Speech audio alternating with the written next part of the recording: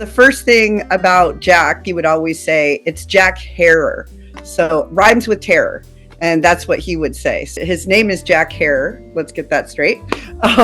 He was my neighbor, and I just used to go by and say hi every day. Eventually, he said that he's working on a book about hemp.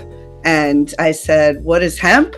And he said, it's weed. Do you like weed? And I was like, hell yeah. We just started talking about it, and I was just floored. He said that he was opening a booth down in Venice Beach, and if I was interested in working it with him, and that's how it all started. Watching him just approach people and say, you see this, what I'm wearing? This is hemp.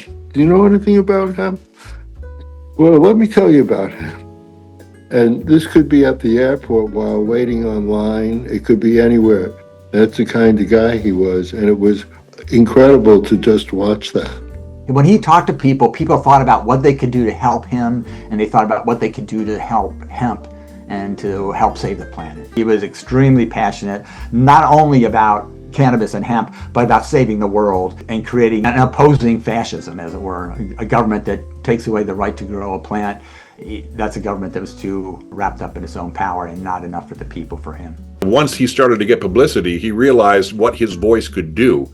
I talked to people for years, and they say that Jack Harris' book, The Emperor Wears No Clothes, inspired them to become pot advocates. In his book, the thing that I think made everything so successful that he did and that we did, it wasn't, Jack talking about his feelings or his opinions. He compiled a book of evidence, newspaper articles, scientific studies that just wasn't arguable. It wasn't long before I realized that Jack was right. The myriad applications and uses of industrial hemp could really play a pivotal role in saving the planet, especially the way it applies to climate change.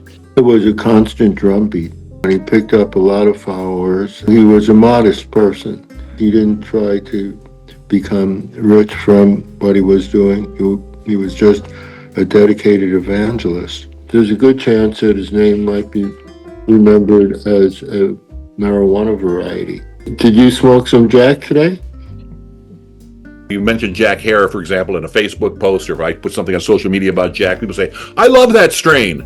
Geez, Christ. People need to understand that it's not just the name of a strain of cannabis, it was the real person there. And that he was so inspiring that it led the Dronkers and Sensi Seed to name a seed line after him, and to use some of the money from that seed line, they would send it to Jack for him to use in his campaign. He also insisted that these people not forget that cannabis includes hemp and smokable marijuana, and the people who were growing and dealing and selling pot, he wanted to get those people out of jail. Legalization means that nobody's in jails or prisons for cannabis, and that's not what we're experiencing. It's not what we have. We are where we are today because of Jack. Maybe we would have gotten here eventually, but Jack is the one that pushed this forward in a way that could be done. His legacy is the cannabis industry, and whether people are aware of it or not,